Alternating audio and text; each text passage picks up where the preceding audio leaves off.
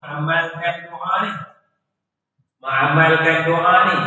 Jadi apakah asas kepada amalan doa akhir tahun, doa awal tahun?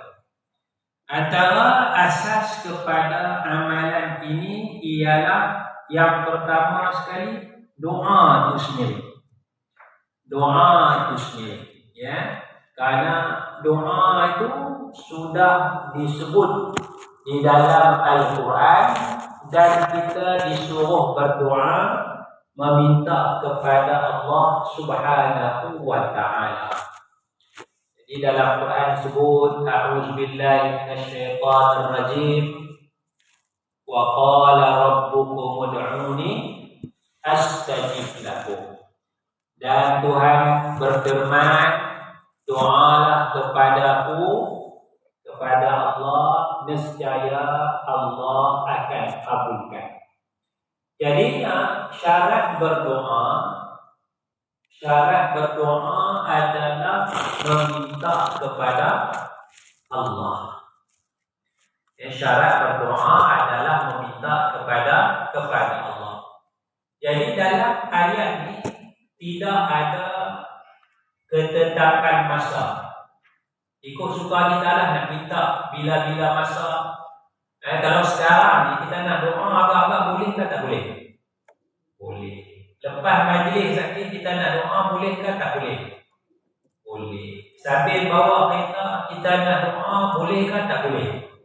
Boleh. Kan? Sebelum makan nak baca doa boleh ke tak boleh? Boleh. Lepas makan nak baca doa boleh ke tak boleh? Boleh. Hujung tahun nak baca doa boleh ke tak boleh? Hujung minggu nak baca doa boleh ke tak boleh? Boleh kata. Kan? Boleh kata. Pasal apa? Pasal Allah Ta'ala buka. Ya, ikut masa tak ada masa apa? Silakan.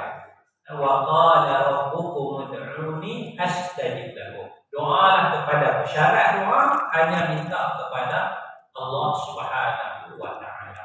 Ya. Jadi asasnya ialah Allah suruh kita berdoa, ya. Allah suruh kita berdoa.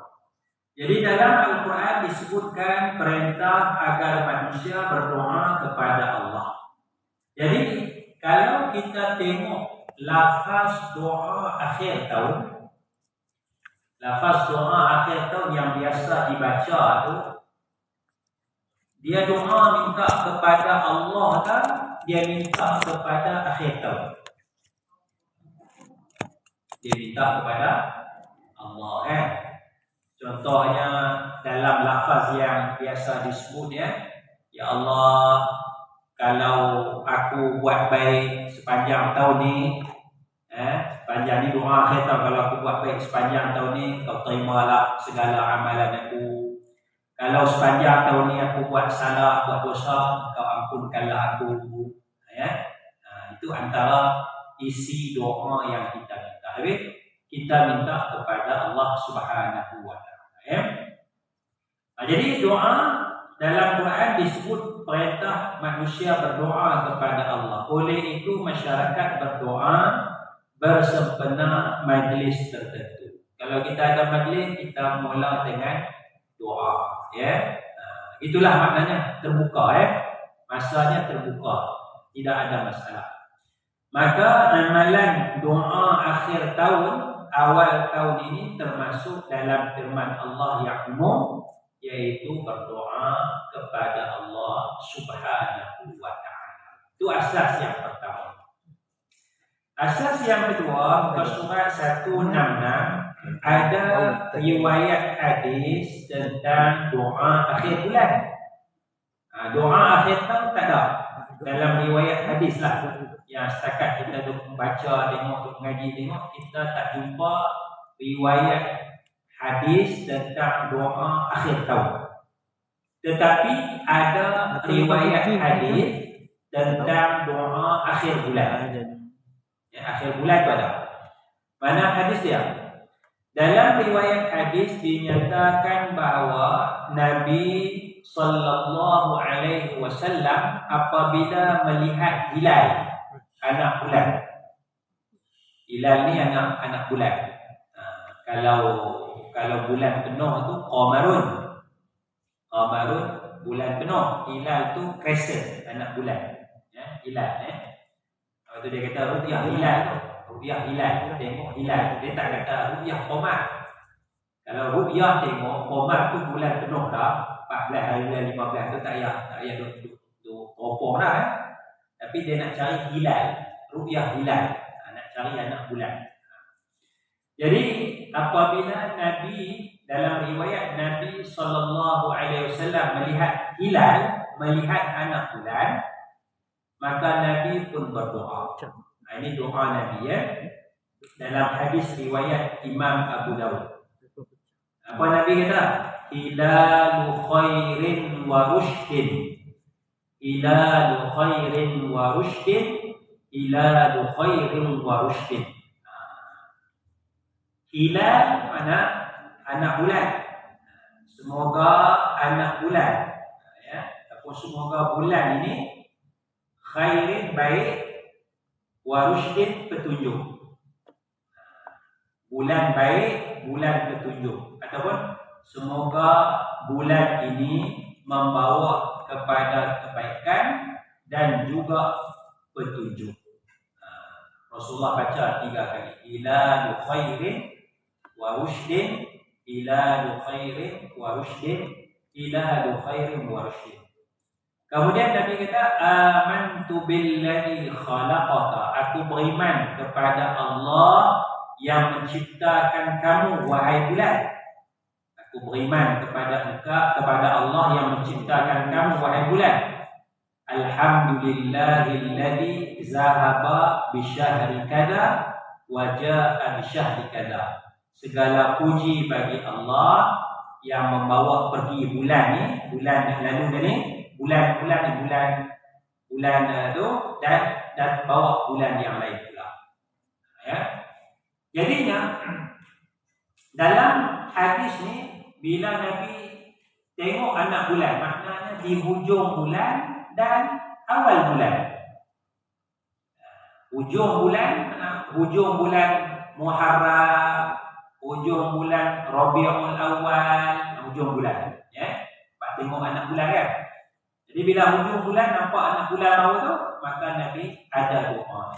Hilalu khairin wa rushdin, amantu billadzi khalaqaka, alhamdulillahilladzi jaa bisyahri kada, zahaba bisyahri kada, wa jaa bisyahri kada.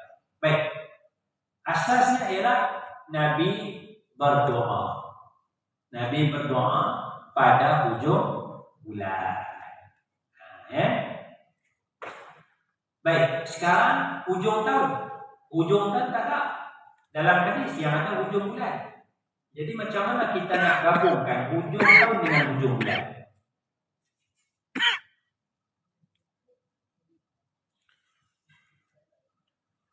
Macam mana nak gabungkan hujung tahun dengan hujung bulan? Hujung bulan Zulhijjah, hujung bulan Zulhijjah masuk dalam hadis ni kan? Hujung bulan Zulhijjah tu masuk dalam hadis ni. Sebab nak nampak anak bulan baru. Hujung bulan Zulhijjah adalah hujung tahun. Jadi Rasulullah bukan baca setahun sekali je. Rasulullah baca tiap-tiap bulan. Zahir daripada hadis ni, Rasulullah baca tiap-tiap bulan. Bila nampak anak bulannya, bulan Muharram, boleh jadi Rasulullah baca lah. Lepas tu bulan Safar, baca lagi. Bulan Rabiul Awal, baca lagi. Jamadil Awal, baca lagi. Rasulullah tiap-tiap bulan. Rasulullah tak tunggu hujung tahun. Yalah, hujung tahun tu hujung bulan je. Hujung tahun tu adalah hujung bulan. Jadi kita baca doa akhir tahun tu, asalnya ialah doa hujung bulan. Doa hujung bulan. Itu cara pendalilan itu. Baik, ada beberapa hadis tentang amalan ini. Oleh itu, jika bersempena permulaan bulan baru, ada bacaan doa sebagaimana bacaan doa sempena waktu pagi dan petang. Waktu pagi ada doa dia asbahna wa asbahal mulku lillah, pagi-pagi kami, bila petang amsayna wa amsal mulku lillah, petang-petang kami dan petang-petang kerajaan itu milik bagi Allah. Jadi pagi doa dia asbahna, ya, bila petang amsayna, ya, bila hujung bulan Rasulullah baca doa hilalu khairin wa rushdin sampai habis, ya. Maka munasabahlah hujung bulan Zulhijjah itu adalah hujung tahun, maka tidak menjadi kesalahan untuk kita berdoa meminta kepada Allah Subhanahu wa taala. Itu asas bagaimana kita nak faham bacaan doa akhir tahun, ya. Dan asas yang ketiga mengenang hijrah Nabi sallallahu alaihi wasallam. Hijrah Nabi sallallahu alaihi wasallam tidaklah berlaku pada bulan Muharram. Biasa kita faham hijrah Nabi ini bulan Muharram, ya. Tapi bukan pada bulan Muharram. Dalam apa ni istilahnya, nama bulan tu dah ada lah. Bulan Muharram, bulan Safar, sebelum Nabi Muhammad lahir pun dah ada dah bulan tu. Ya, orang Arab dah guna dah Muharram, Safar, Rabiul Awal dan sebagainya. Sebab itu dalam masyarakat Arab jahiliyah dia ada kepercayaan sial kepada bulan Safar. Dan bulan Safar tu dah ada lama dah, sebelum daripada Nabi Muhammad sallallahu alaihi wasallam. Jadi Nabi Muhammad tidak berhijrah pada bulan Muharram. Sebaliknya Nabi berhijrah pada bulan Rabiul Awal. Lebih kurang gitulah, Safar Rabiul Awal Nabi hijrah. Tapi tahun tu patah baliklah, sebab permulaan dia adalah bulan Muharram. Nak kira tahun mana pun Muharram. Tapi masyarakat Arab ketika itu dia tak ada tahun lagi, dia cuma ada bulan saja, ya. Namun begitu, kalender Islam hijrah adalah berasaskan kepada peristiwa hijrah Nabi sallallahu alaihi wasallam. Maka bagi mengenang peristiwa ini, masyarakat memulakan awal tahun baru hijrah. Ya, nak kenang peristiwa hijrah Nabi sallallahu alaihi wasallam. Baik, di sini ada dua pandangan, ya. Satu pandangan amalan baca doa bid'ah, sesat, tak boleh baca. Pandangan yang kedua, amalan doa akhir tahun ni ada asas di dalam sunnah Nabi, boleh baca, ya. Jadi kita ambil jalan tengahnya. Justru kita seharusnya tidak membesarkan isu ini, ya. Jadi siapa yang tak mau baca, dosa tak berdosa. Siapa nak baca, baca, ya. Tapi taklah perlu kita buat majlis khas. Saya ingat, ya, nak buat majlis khas, ya, panggil ramai-ramai, ya, pukul 10 balik kita akan baca doa ni, ya. Asalnya tak perlu pun, ya. Kalau kita duduk di rumah pun boleh baca, ya. Sambil-sambil jalan pun boleh baca doa tu, ya Allah, ya, dah nak masuk. Jadi tak perlu nak rigid sangat. Katalah maghrib 7.30, 7.27 kita baru sampai tempat parking. Tu imam masjid dah baca doa akhir tahun. Tu imam baca dah baca doa akhir tahun lah. Kita 7.27 baru kat parking. Allah berpahala aku nak baca doa akhir tahun. Allah SWT. Tak payahlah, relax lah. Relax doa, ya. Lepas maghrib boleh tak baca doa akhir tahun? Boleh. Seminggu 7 Muharram baru Allah, aku tak baca lagi doa akhir tahun. Boleh baca lagi tak? Boleh. Doa, ya. Doa, ya. Ya Allah, 7 Muharram, ya. Maknanya minggu depan dah kuliah. Kan? Apa ni? Ogos 5 Ogos ada kuliah. Kawan tanya, "Hang baca tak doa akhir tahun ni?" Allah, lupa. Baru nak baca. Baca je lah. Kan ada kesalahan baru. Kan? Dia tak semestinya. Ya. Baca doa kita baca doa. Simple je. Baca salah satu pun tak apa. Ya. Kemudian nak baca tak perlu nak baca dalam teks tu. Baca lah ikut suka kita lah. Suka kita lah nak baca dalam doa apa doa je lah. Dia tak perlu rinci sangat. Tak perlu kita sangat. Sebab dia sekadar doa. Jadi itu maksudnya kita tak perlu perbesarkan sangat. Siapa tak mau baca, tak masalah. Siapa nak baca, baca je. Nak baca lewat pun tak apa, nak baca awal pun tak apa. Hari Sabtu ni satu Muharram ni mungkin lepas tu nak baca Al-Khamis baca. Tak ada masalah. Faman ta'ajjala fi yawmain fala isma' alaih wa man ta'akhkhara fala isma' alaih. Kita ambil semangat Quran tu. Siapa-siapa segera 2 hari. Siapa-siapa lambat pun tak apa. Maknanya orang buat haji dia nak nafas tambah. Dia balik 12 dia kerja dia lari balik lah. Dia tak mau duduk Mina lah. Segera. Dia duduk 2 hari, 11, 12 duduk di Mina.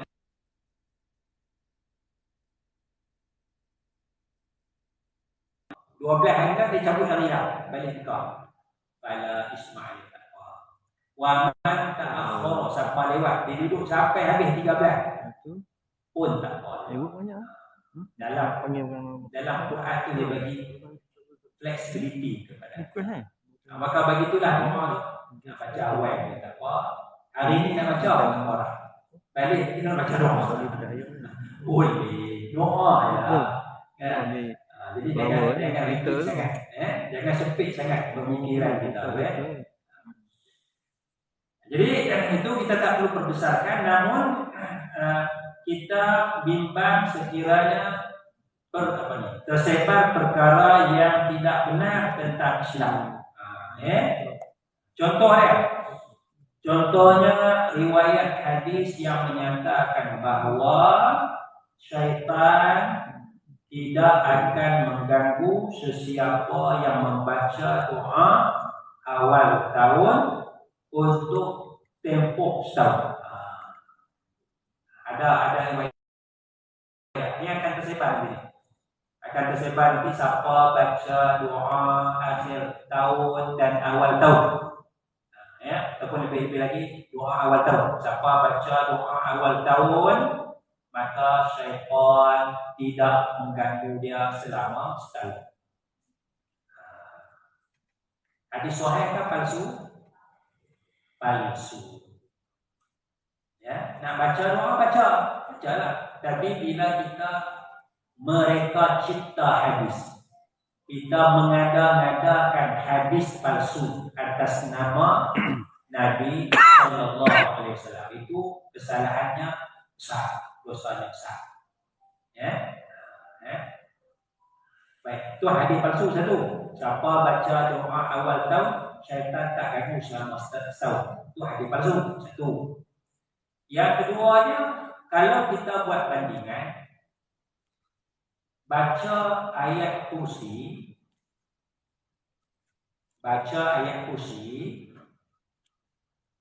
malam hari, syaitan tak kacau kita sampai pagi.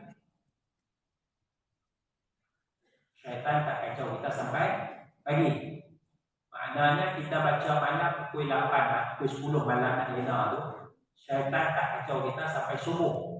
Sampai pukul 6 pagi, 7 pagi, syaitan tak kacau. Berapa jam syaitan tak kacau kita? Allah jaga kita berapa jam? 10 pagi sampai 6 pagi.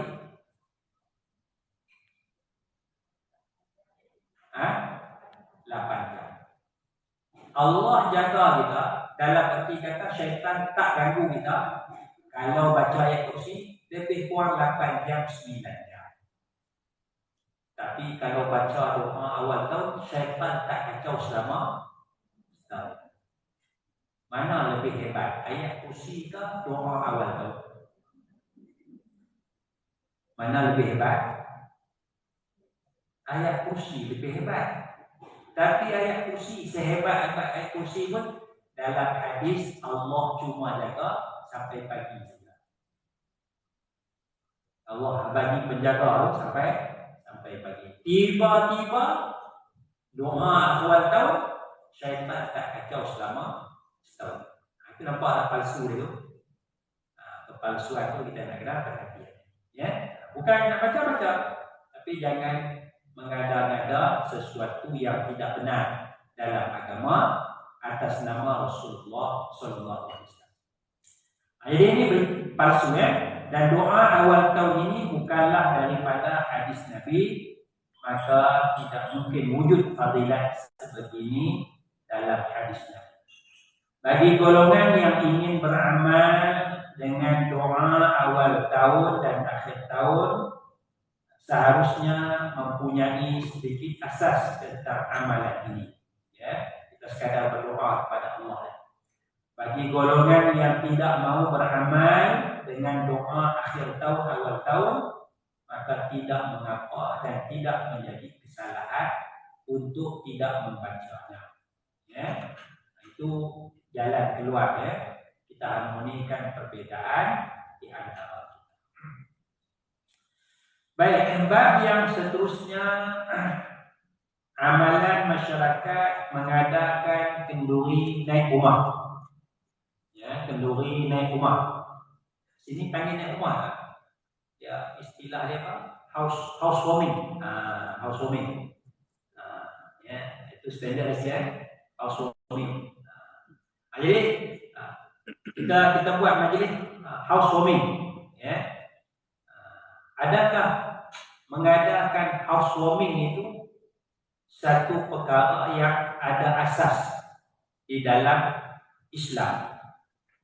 Ya, kenduri naik rumah itu ada asas ataupun tidak? Kenduri naik rumah ataupun housewarming ini diadakan biasanya untuk rumah yang baru dibangun.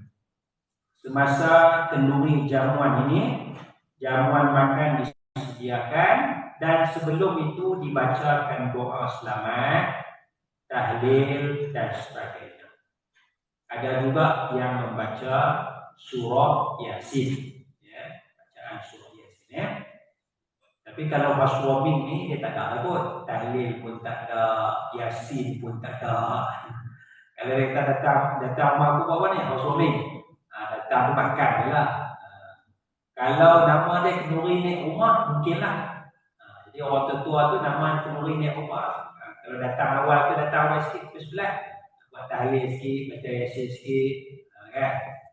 Tapi kalau orang yang kata kita nak buat housewarming ni, tak ada kot. Datang makan boleh. Itu beda lah istilah ya. Kenduri di rumah tu biasa ada acara sikit, tahlil, paling kuat tahlil lah. Kadang-kadang ditambah dengan Yasin. Kalau housewarming tu biasanya tidak ada amalan sedemikian ya. Apapun, sama ada nama kenduri naik rumah ke, housewarming ke, dia adalah jamuan makan. Jadi adakah kenduri naik rumah ni suatu perkara yang sabit dalam agama kita? Ya. Jadi ada bangkangan terhadap amalan kenduri naik rumah ini. Hal ini demikian kerana tidak menjadi amalan Nabi sallallahu alaihi wasallam mengadakan jamuan makan atas nama kenduri naik rumah. Jadi ada orang yang tak setuju. Dia tak setuju kerana berpegang kepada sunnah Nabi sallallahu alaihi wasallam di mana Nabi tidak mengadakan jamuan sedemikian. Tetapi sejak berturun-turun masyarakat kita ini mengadakan jamuan kenduri naik rumah. Jadi apakah asas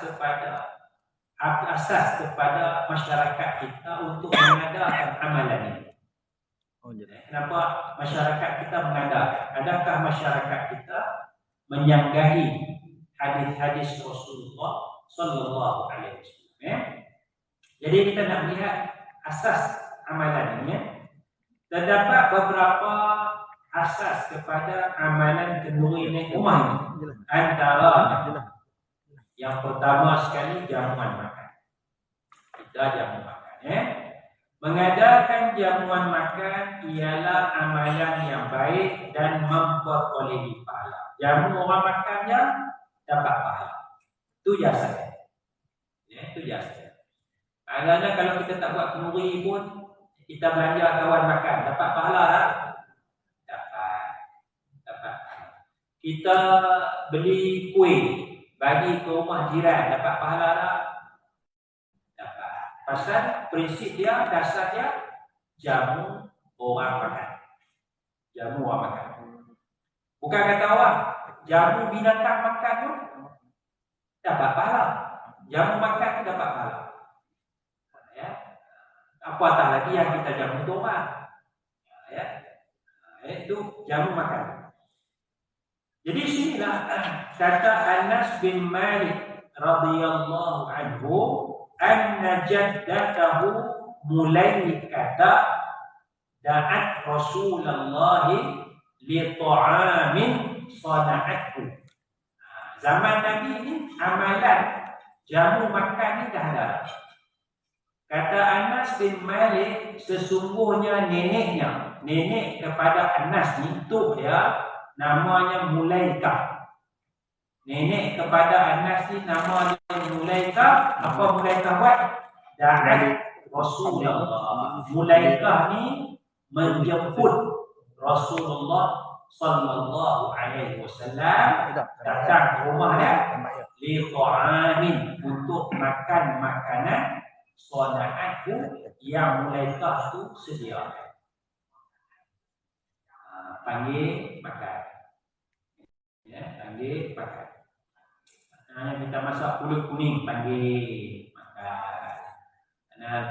Asar tu masak sikit, kita panggilan 2-3 orang rumah, suruh asar tu datang makan. Ini jamu makan ya. Jamu makan. Itu dilakukan oleh para sahabat Nabi. Panggil Rasulullah sallallahu alaihi wasallam. Dalam hal ini, kenduri yang dinyatakan bukanlah kenduri kahwin. Yang Mulaikah ajak ni bukan kenduri kahwin, bukan mak. Bahkan kenduri dalam Islam tidak semestinya kenduri kahwin sahaja, tetapi terdapat berbagai jenis kenduri yang lain. Jamuan yang lain. Dalam Islam ni dia luar. Kalau kenduri kahwin, apa istilah dia? Walimatul ursi. Kalau dapat anak, akikah akikah. Dia dah tu. Akikah Ini maknanya saja-saja panggil. Nak kata kenduri kahwin tidak. Yalah takkan Mulaikah ni nak kahwin lagi tak? Nenek nanti. Nak kata akikah, ada 10 bulan dalam ni. Akikah. Panggil saja-saja, panggil makan lah. Panggil makan lah kan.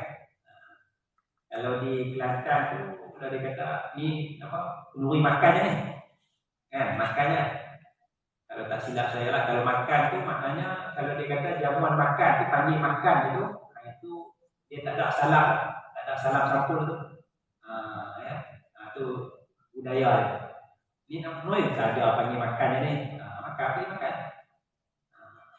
Kalau dia buat pekuah tu, itu ada kan. Tak tahu lah tu saya pun pandai istilah kan.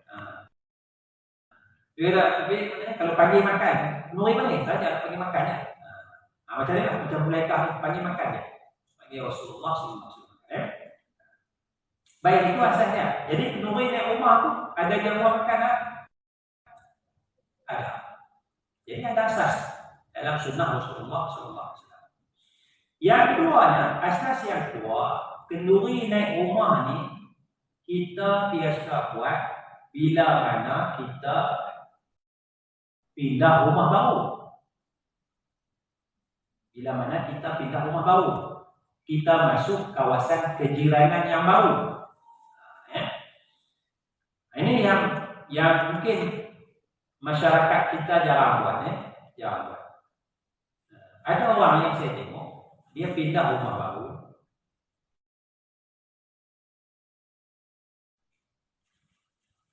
Dia tak panggil jiran, dia panggil kawan-kawan dia.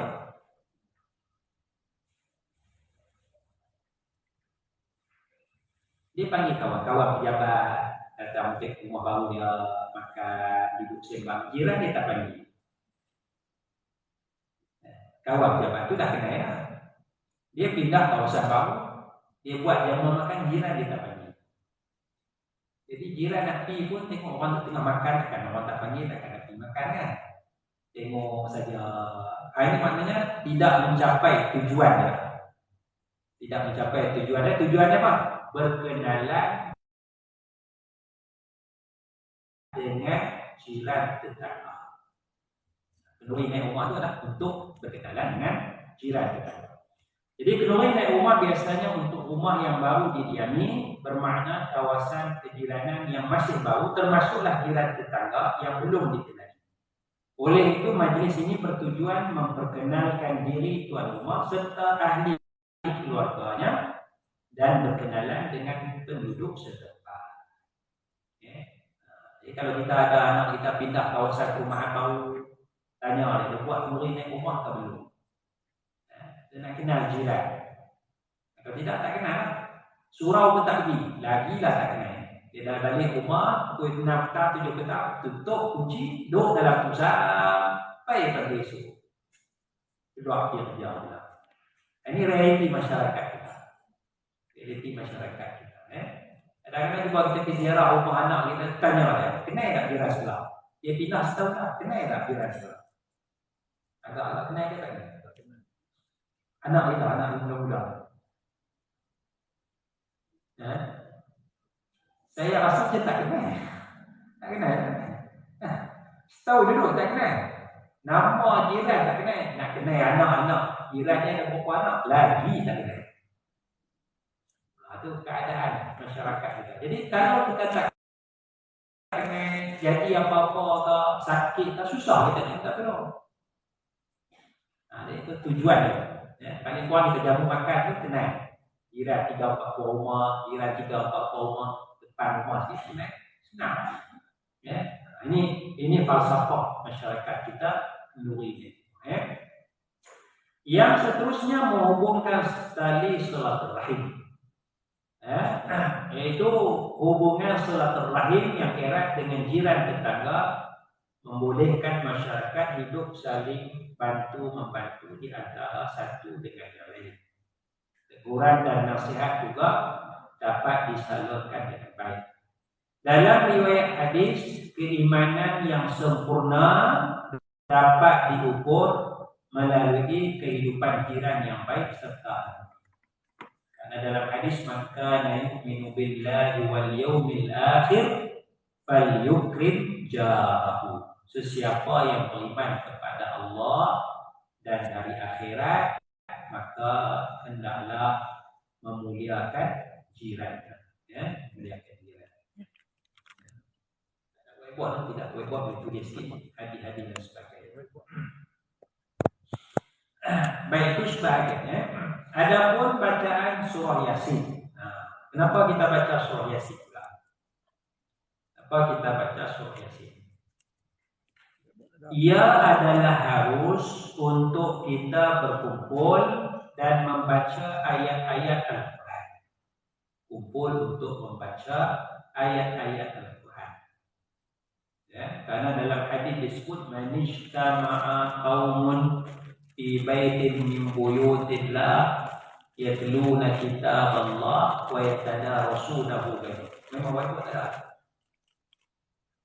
Ini bangkat, siapa angkat? Angkat dalam masjid. Ada bulan kan. Biar pilih ada tulis senang. Senang. Ustaz nak tulis nak tukis raja atau nak tulis rimau nak lukis apa. Oh ya kan. Baik. Manijtama'a qaumun fi baitin min buyutillah yatluna kitaballah wa yatadarasunahu bainahum. Ya. Tidaklah suatu kaum berkumpul di satu rumah dari rumah Allah Subhanahu wa taala, yatluna kitaballah, membaca kitab Allah Subhanahu wa taala, wa yatadarasunahu bainahum, dan mereka tadarus bacaan Al-Quran itu, illa nazalat alaihi sakinah, melainkan turun ketenangan ke atas mereka. Kumpul ramai-ramai baca Quran, Allah bagi ketenangan. Yang keduanya, wa ghasyiyatkumur rahmah, mereka diliputi rahmat Allah. Yang keempatnya, wa haffathumul malaikah, para malaikat menghamparkan sayap, redha. Dan yang keempat, wa zakarahumullahu fi man indah, Allah Ta'ala sebut nama orang yang kumpul untuk baca Quran. Jadi hadis sahih menunjukkan kelebihan berkumpul untuk membaca Al-Quran. Jadi bila kita kumpul ramai-ramai di rumah tu baca Yasin, kita termasuk dalam hadis ini, mendapat rahmat daripada Allah Subhanahu wa Ta'ala. Dan bila kumpul ramai-ramai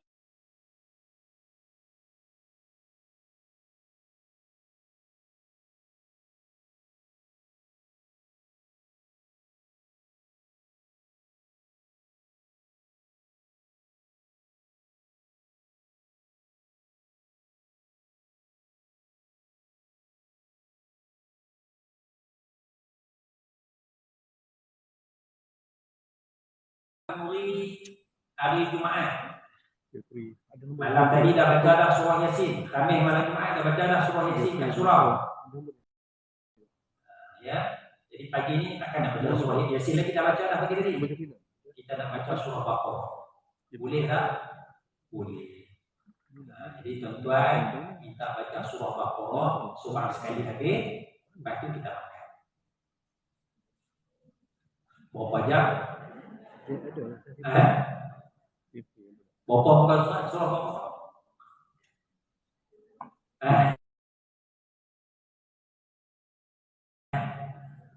50 muka surat. 50 muka surat. 49, 50 lah, 50 muka surat. Agak-agak kalau level kita ni 50 muka surat, berapa minit ni?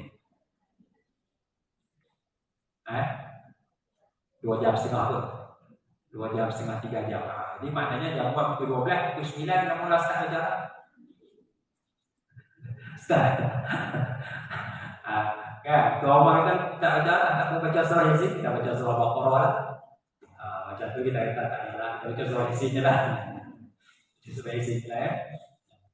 Tapi nak baca surah Yasin Baqarah pun boleh. Ya, kerana hadis ya. La taj'alu buyutakum maqabir, jangan jadikan rumah kamu seperti kubur. Kubur biasanya orang tak baca Quran. Boleh baca Quran, boleh, tapi biasanya orang tak baca Quran. Sekali salah lah, tapi itu kita baca Quran sikit adalah. Tapi tak ada lah tiap-tiap hari nak baca Quran di kubur, tak ada ya. Boleh baca, boleh. Bila kita ziarah tu kita baca lah. Baca Fatihah ke, Qul Allah ke, baca Yasin ke, boleh. Tapi hari kita nak baca Quran di kubur, ya.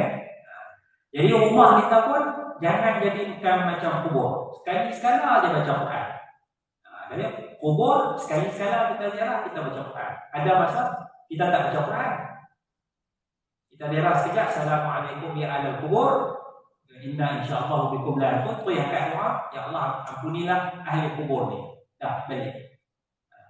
Kali kedua ziarah pun tak baca Quran. Kali ketiga tu ada masa sikit barulah kita baca Quran. Jadi jangan jadikan rumah kita macam kubur. Maknanya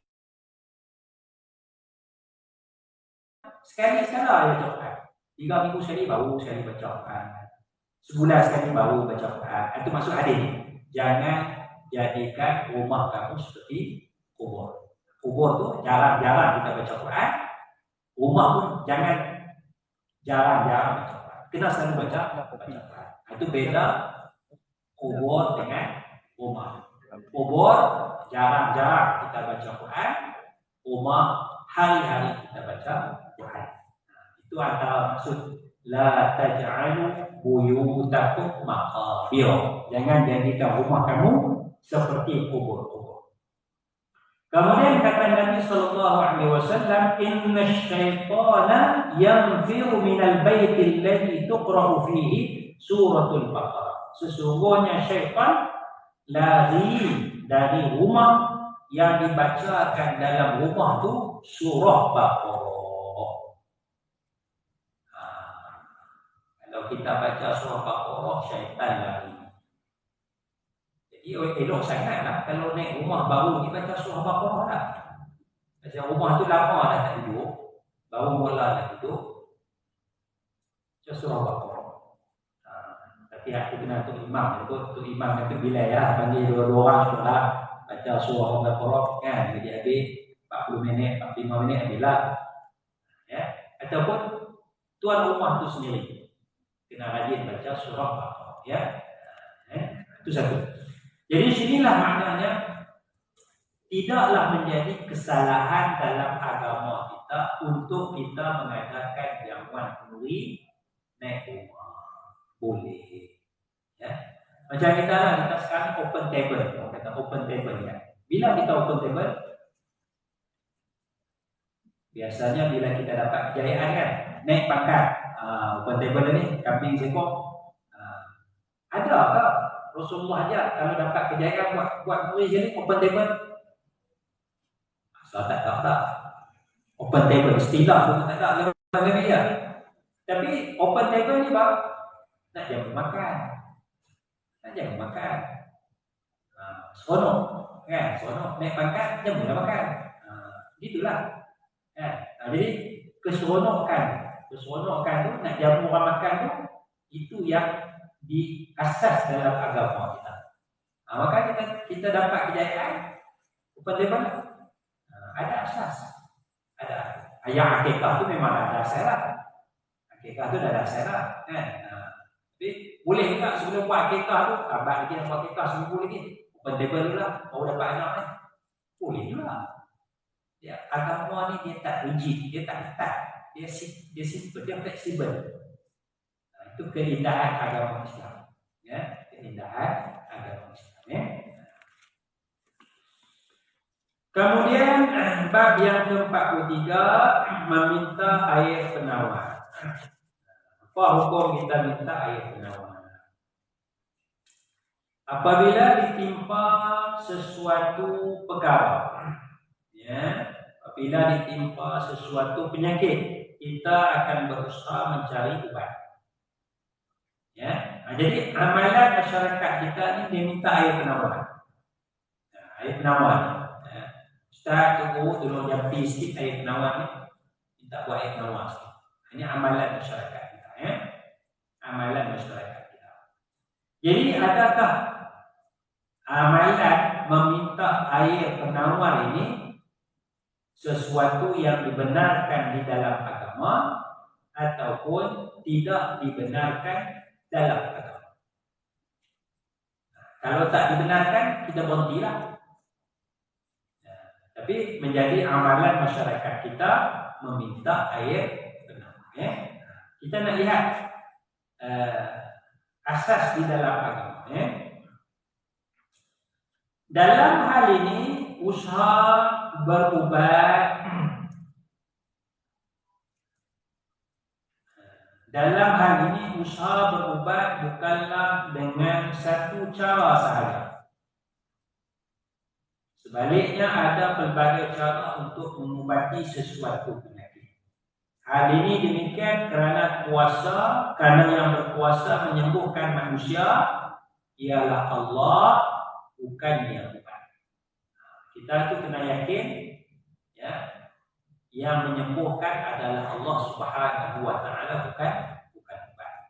Maknanya kalau kita pergi hospital, pergi klinik pun pakai ubat hospital, ubat klinik pun bukan ubat itu yang menyembuhkan, tetapi yang menyembuhkan ialah Allah. Kita minta air penawar pun bukan air penawar yang menyembuhkan, tetapi yang menyembuhkan adalah Allah. Itu sama levelnya.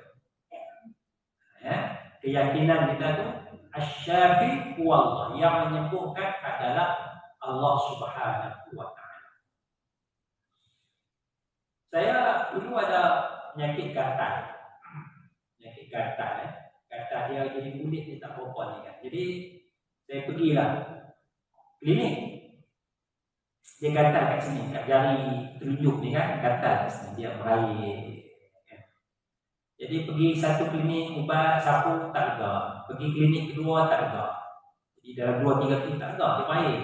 Sapu ubat tak lega. Jadi bila tak lega tu, ayah saya kata, kita pergi kat tebu lah. Ada satu tebu. Ya. Tebu di Kedah, Kendal. Ya. Saya pun naik motor dengan Zafi. Pukul 10 pagi. Pagi, tebu badan keluar pakai baju panas, saya elak penuh. Tebu kampung kan. Pakai plekat. Tebu tu ada plekat pun nak pakai. Tak apa nak elok lah. Motor lah. Motor lah 45. Saya sampai tu salam dia pagi tu. Ayah. Nampak dia tak? Tu ayah dia. Saya ni gatal. Tangan jari ni gatal. Tu depan dia. Gatal. Ubat tak ada. Ubat klinik tak ada. Dia kata tu ayah dia. Dia kata gatal ni payah. Ubat dia kata. Gatal ni dia kata kena nikah. Orang Kedah kan gatal ni nikah. Gatal ni ubat ni nikah dia kata. Masa tu nak nikah ni.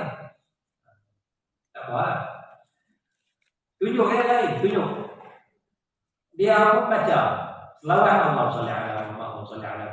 Baca selawat 2-3 kali. Baca Allah sekali. Dia pun buat. Dia baca tu. Saya muda. Saya kata baca tak sedap pun. Dalam hati saya, tu ayah yang umur 85 lebih ni, baca tak sedap. Tak betul dia kata. Yang lain gigi tak puan dah. Gigi tak puan dah. Tapi kita muda tu, aku baca lagi sedap. Aku baca tajwid elok, makhraj tu. Tu ayah baca tak betul. Tajwid salah, makhraj tak betul. Tu dalam hati tu komen kan. Nah, dia boleh baca sahabat dia ni, pun Allah ni boleh dah. Tadi. Aku yang buat. Balik. Saya pergi tadi pukul 10 pagi. Pukul 2, pukul 3 kering. 2, pukul 2 petang tu tengok kering. Tak ada apa. Sampai dah, sampai sekarang. Tempat dia jampi tu. Tak pernah-pernah. Mustajab doa dia. Mustajab doa dia.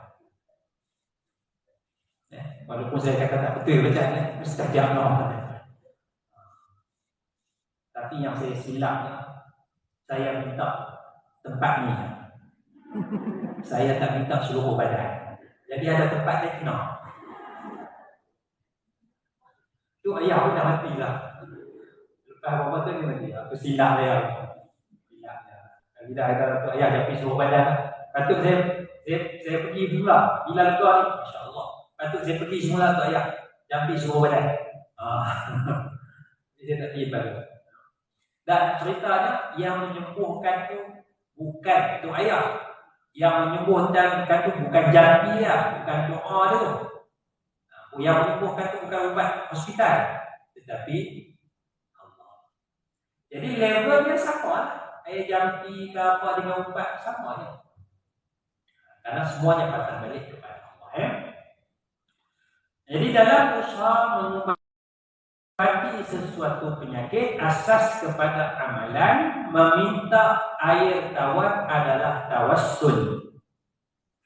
Tawassul ialah berdoa kepada Allah dengan perantaraan orang tolong kita. Jadi air tawar itu ialah kita tawassul. Kita tengok tawassul yang mana. Ada 3 jenis tawassul yang sepakat para ulama kata. Yang pertama, tawassul dengan nama Allah. Tawassul dengan nama Allah. Semua minta pada Allah. Firman Allah, walillahil asma'ul husna fad'uhu biha. Bagi Allah nama-nama yang baik, berdoalah dengan nama itu. Jadi kita boleh guna nama Allah seperti Ar-Rahman. Kalau kita minta rahmat, kita sebut Ya Rahman. Itu tawassul tu. Kita tak kata Ya Allah lah. Ataupun kita kata Ya Allah, Ya Rahman, rahmatilah. Itu tawassul. Kalau minta rezeki, ya Razzaq, ya Allah, ya Razzaq, berilah rezeki yang luas kepadaku. Ya. Kita Ghafur, Maha Pengampun. Ya Allah, ya Ghafur, ampunilah segala dosa. Jadi kita gunakan nama-nama Allah tu, apa yang kita nak minta sesuaikan. Itu tawassul dengan nama Allah Subhanahu wa taala. Boleh tak? Boleh. Semua ulama kata. Ya. Sabda Nabi sallallahu alaihi wasallam, da'watu Zinnun idda'a wa huwa fi batnil hut. Doa Nabi Yunus ketika Nabi Yunus berada dalam perut ikan. Apa doa dia? La ilaha illa anta subhanaka inni kuntu minaz zalimin. Itu doa dia cakap tu dia. La ilaha illa anta subhanaka inni kuntu minaz zalimin. Tanda ayat Allah. La ilaha, tiada Tuhan illa anta, kecuali engkau, melainkan engkau. Subhanaka inni kuntu minaz zalimin. Sesungguhnya maha suci engkau, sesungguhnya aku di kalangan orang yang zalim. Jadi dia tawassul tu. Dia tawassul dengan nama Allah, la ilaha illa anta. Ya, dengan sifat Allah, dengan ketuhanan Allah. Tawassul ya. Maka Nabi kata, fa innahu lam yad'u biha rajulun muslimun fi syai'in qattu illa istajaba Allahu lahu.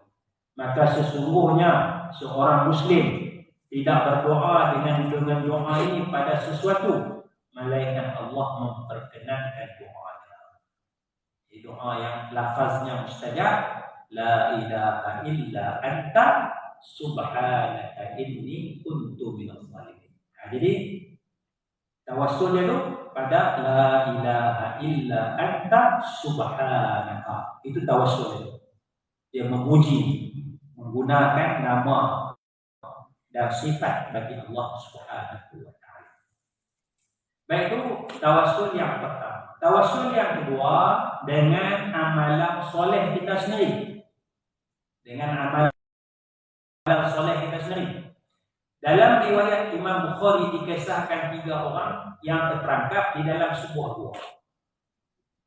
Mereka tak boleh keluar. Mereka tidak dapat keluar kerana ada batu besar menutup pintu gua. Lalu mereka berdoa, bertawassul dengan amalan soleh mereka sendiri. Ada 3 orang. Lelaki yang pertama bertawassul dengan perbuatan baiknya memuliakan ibu bapa. Dia doa, ya Allah, aku ni ada ibu bapa yang sudah tua, aku khidmat kepada mereka, aku jaga mereka, ya. Aku bawa balik susu, ibu bapa aku dah lena tidur, aku tak bagi anak-anak aku minum susu, melainkan ayah aku jaga aku jaga, aku bagi minum dulu, barulah aku bagi kepada anakku. Itu dia punya baik kepada ibu ayah dia. Ya.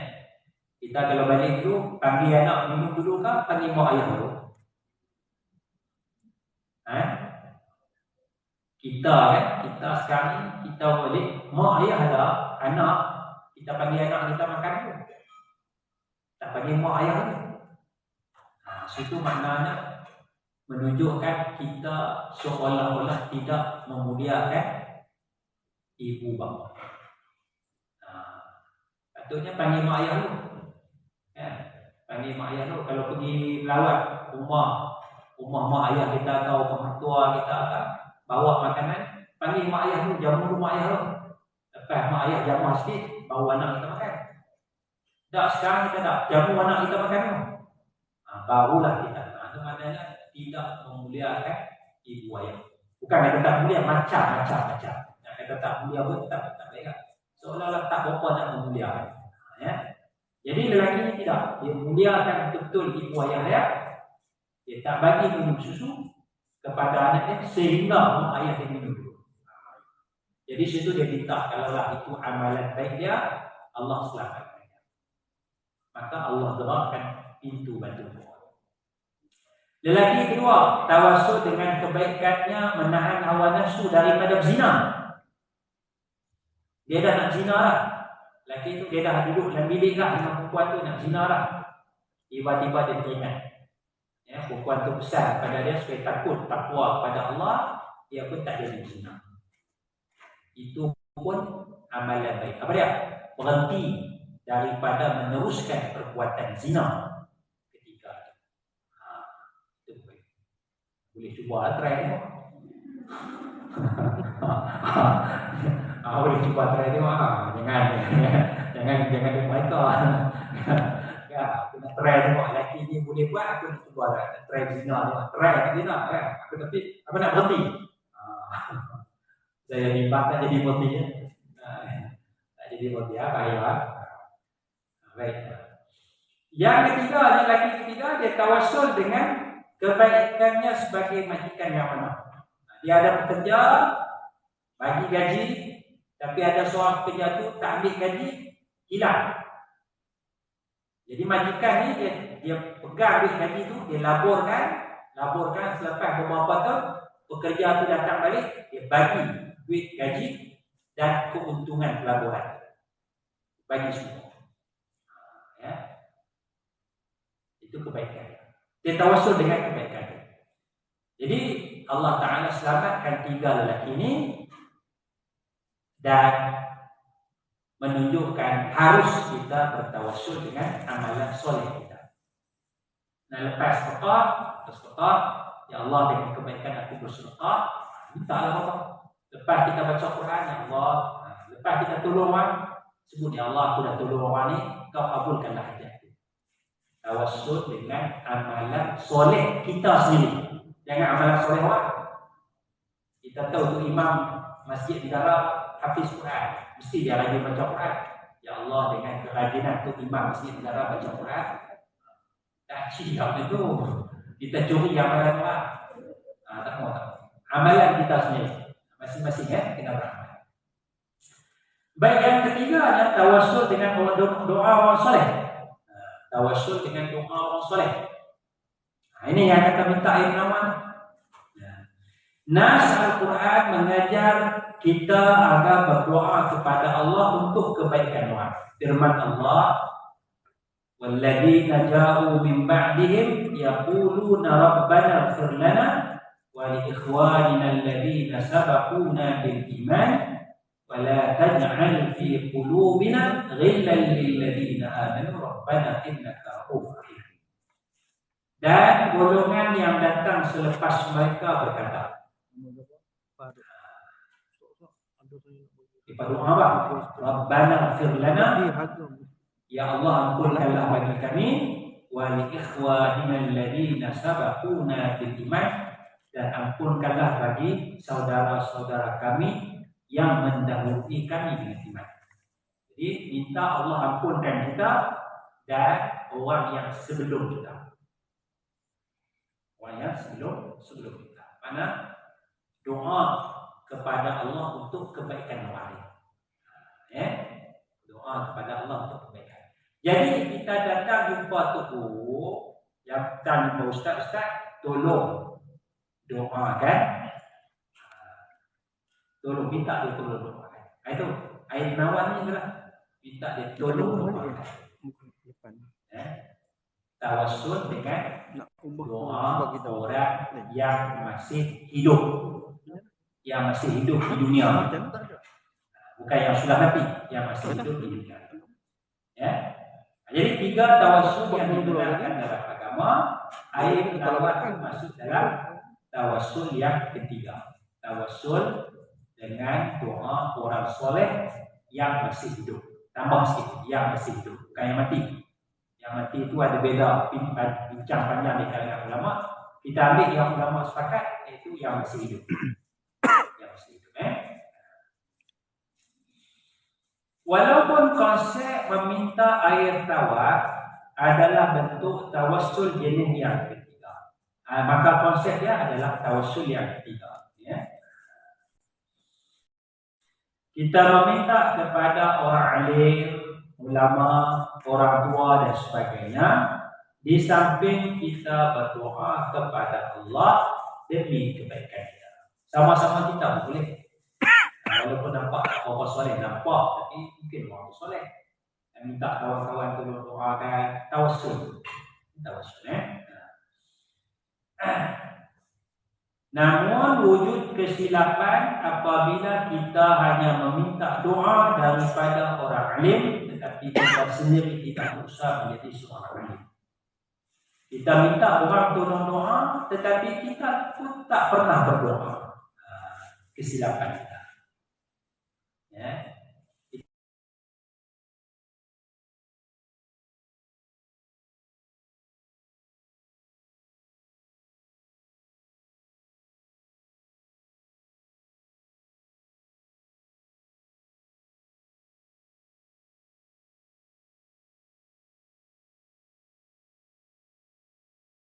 Orang lain tolong doakan. Orang lain tolong doa sekali-sekala je lah. Bila kita minta, tapi kita minta doa hari-hari. Ya. Nabi berdoa agar Allah memberikan kefahaman mendalam kepada Ibnu Abbas radhiyallahu anhu. Ibnu Abbas sentiasa menambah ilmunya. Beliau menyatakan bahawa beliau mendapat ilmu dengan sebab lidah yang rajin bertanya dan akal yang sering berfikir. Doa Rasulullah sekali ya, Allahumma fahimhu. Ya Allah, bagilah kefahaman faqih fiddin. Bagilah Abdullah bin Abbas faham agama. Sekali doa Rasulullah. Tapi Abdullah bin Abbas lepas tu dia belajar, dia rajin bertanya, dia banyak berfikir. Jadi bila orang tanya dia apa sebab dia jadi alim, dia kata bilisan sa'ul wa qalbin aqul. Dengan lidah yang banyak bertanya, mengkaji dan akal fikiran yang berfikir. Itu sentiasa doa Rasulullah sekali ya digabungkan ya. Kalau harap doa Rasulullah ya, lepas tu dia tak mau buat apa lah. Harap doa tu guru je. Kita minta air penawar tu guru, tolong doakan sikit nak periksa esok ni. Buku haram tak nak baca. Itu kan tak dia. Dia. Ya, tak dia. Kita kena usaha. Ini sebagai penambah doa, ini sebagai penambah kekuatan ya, keberkatan ya. Kita mungkin berdoa tetapi kita mengabaikan usaha. Hanya semata-mata berdoa, justru sikap ini perlu diperbaiki ya. Selain itu, meminta air penawar biasanya melibatkan jampi. Ada jampi yang harus dan ada jampi yang dilarang. Kita kena jagalah. Para ulama menetapkan beberapa syarat dalam amalan ini, antaranya jampi itu bebas daripada syirik. Sabda Nabi SAW, la ba'sa birruqa ma lam yakun fihi syirk. Tidak mengapa dengan jampi, boleh kalau nak jampi, ma lam yakun fihi syirkun, selagi mana tidak ada padanya syirik. Kena tengoklah syirik. Wahai mambang tanah, jin tanah, itu ada unsur syirik. Ya. Kalau jampi itu macam tu guru tadi itulah, jari itu Allahumma salli ala sayyidina Muhammad, Allahumma salli ala sayyidina Muhammad, baca Allah, itu tak ada syirik. Ini bila jin ni guna jin itu sudah ada syirik. Kita kena wajib hindari jampi yang syirik ya. Artinya jampi menggunakan ayat Quran, nama dan sifat Allah serta doa-doa yang sabit dalam hadis juga selawat kepada Nabi. Maka amalan meminta air tawar sebenarnya dalam ruang lingkup tawassul adalah dibenarkan dalam agama. Ya, kita minta dibenarkan dalam agama. Guna ayat Quran, guna doa-doa Nabi, selawat dan sebagainya. Ya. Walau bagaimanapun wujud sikap terlalu memperniagakan air jampi dan air penawar. Ada orang dia buat bisnes. Air ni telah dibacakan 30 juzuk Al-Quran sebanyak 300 kali. Ada tu daerah 300 kali khatam. Tahu apa tadi bayar 300 kali ni berapa tahun dia dah baca ni. Ayat tu kalau 300 kali berapa tahun? 300 3 kali khatam. 5 tahun. Ayah tu takut dalam tu 5 tahun.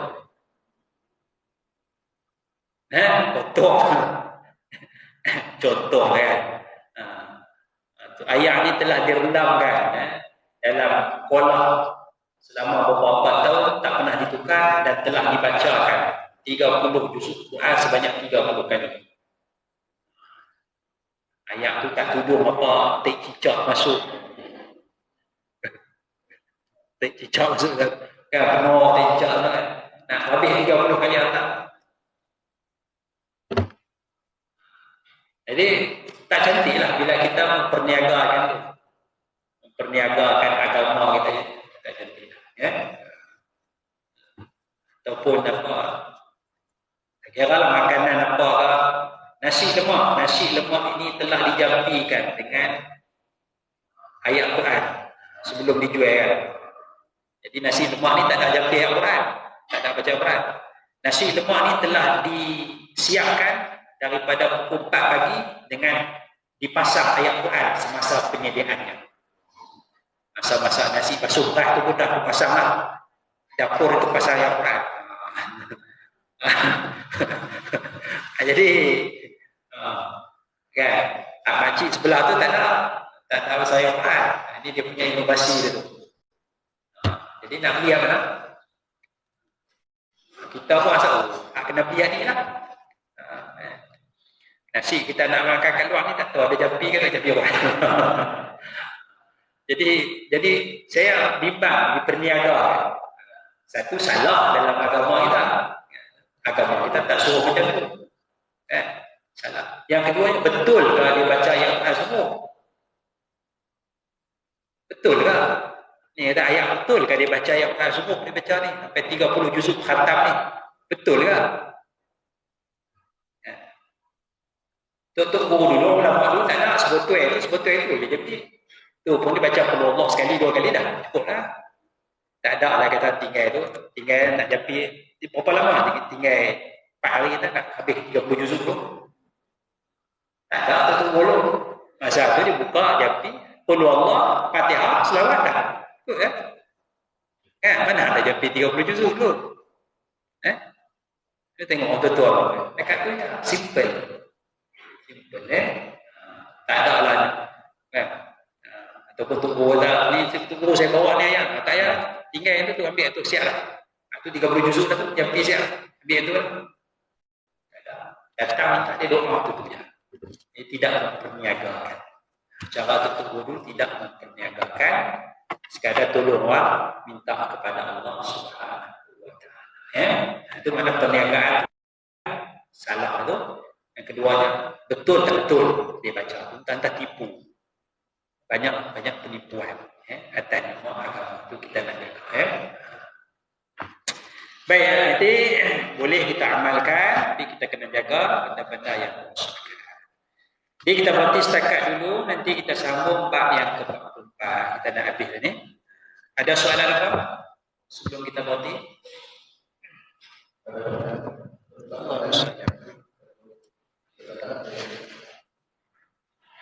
Allah.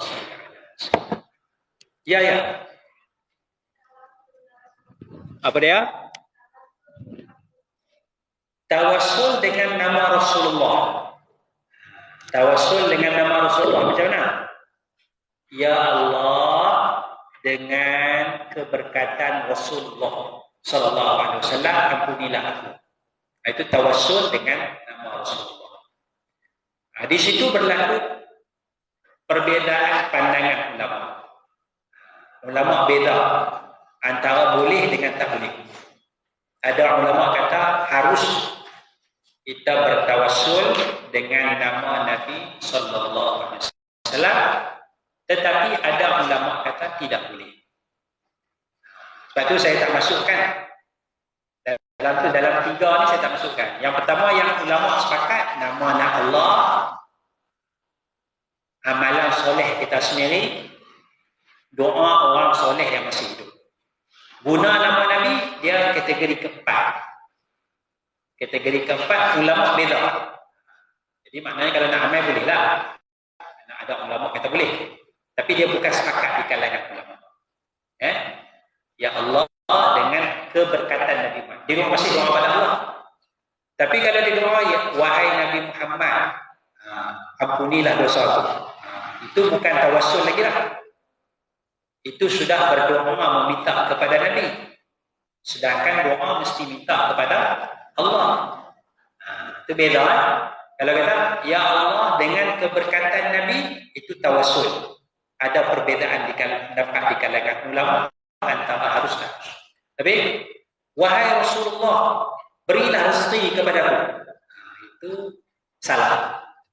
Asal tidak lagi berdoa meminta kepada Allah. Ya. Jadi nak tawassul guna Nabi itu khilaf tu. Secara selamat kita guna nama Allah lah. Yang ulama sepakat.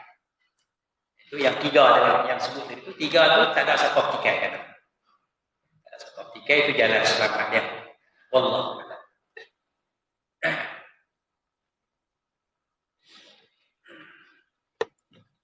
Allah. Ada lagi? Ya.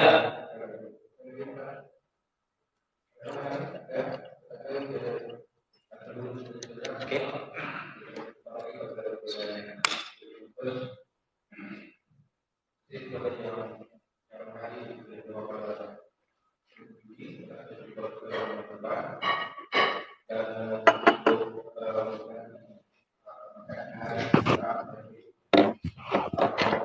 Alhamdulillah.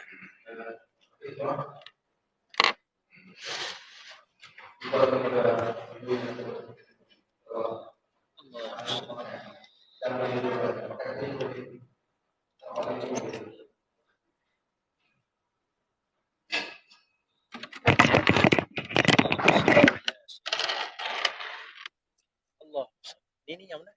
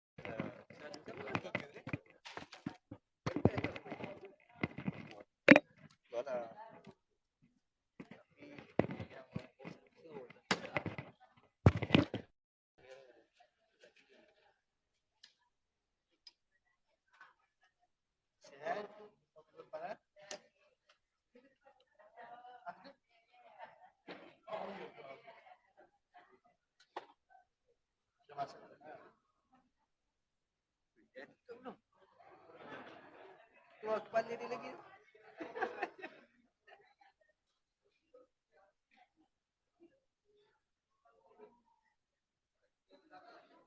Rem kita dah hilang. Aku dah blok. Zahan dah buat frame baru. Aku dah nak masuk dah nak ganti yang lama. Jadi page aku dah blok. Dia tak bagi kita masuk dah frame baru.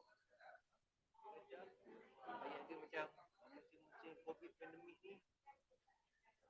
Dia bagi yang perlu je. Entah, dia kata hilang. Ingat hilang. Itu frame lama dah expire ke apa tu. Dekat Zahan dia. Frame lama dia dah hilang. Expire ke apa benda kan. Dia buat baru. Jadi tak boleh masuk. Ini page yang blok. Padam semua frame-frame yang ada. Tinggal frame-frame yang atas. Nak kali ke muka aku tak boleh tak? Macam mana nak kali muka?